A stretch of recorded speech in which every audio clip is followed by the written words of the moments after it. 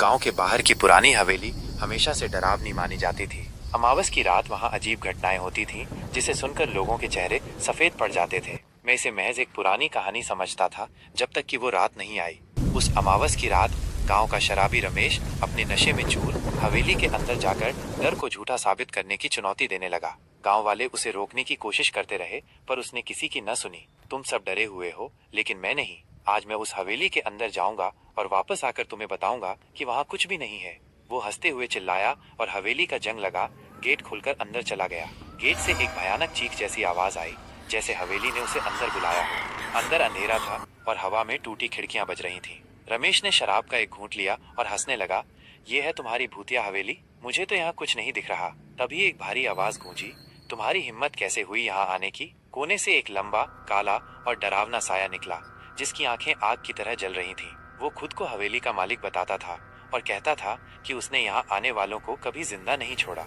नशे में धुत रमेश डरने के बजाय प्रेत को ललकारने लगा, तू मुझे खाएगा? आ, देखता हूँ तेरा जोर। प्रेत भड़क गया और हवेली की दीवारें हिलने लगी। रमेश की चीख हवेली के सन्नाटे में गुम हो गई। उस रात किसी ने रमेश को बाहर आते नहीं देखा।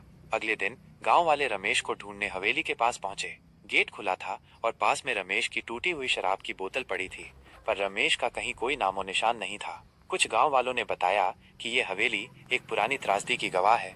इसका मालिक एक पश्चिमी व्यापारी था, जिसने धोखे से गांव वालों की जमीनें छीन ली थीं। गांव वालों ने उस पर हमला कर उसे और उसके परिवार को जला दिया। कहते हैं मरते समय उसने कसम खाई थी कि वो अपनी हवेली में लौटेगा और हर घुसपैठिए को सजा देगा।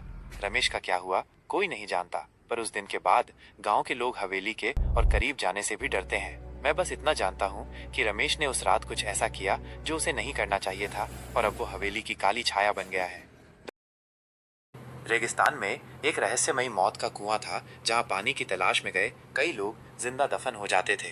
ये एहसाल सिंह, एक ऊंट से सामान ढोने वाला, गलती से उस जगह के करीब पहुंच गया। एक सोलर प्लांट लगाने के लिए एक रिसर्च टीम उसी रेगिस्तान में सर्वे करने पहुंचती है। उनकी गाड़ी गलती से मौत के कुएं में फिसल जाती है और हजारों टन रेत में दब जाती है। सैटेलाइट पिक्चर में भी उनका कोई नामो निशान नहीं मिलता।